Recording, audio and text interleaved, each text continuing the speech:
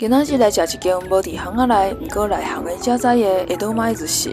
当今古早叫做江户，伫咧江户时代，日本人就食醋饭烤，也就是寿司的文化。咱即马最爱食的红鲢鱼，伫咧古早袂太来做沙西米。古早的日本人无亲食红鲢鱼，第一当然是当今碗内底掠无红鲢鱼，而且红鲢鱼体内有钾酰糖，人若是食落到地，会引起中毒反应。一直到几十年前，养殖的技术进步进程，红鲢鱼拢毋是适合亲食的鱼种。即马毋若是养殖的技术进步，冷冻的技术嘛会用去甲欧洲的红鲢鱼送来到日本，冷冻了后食起来又软好滋味。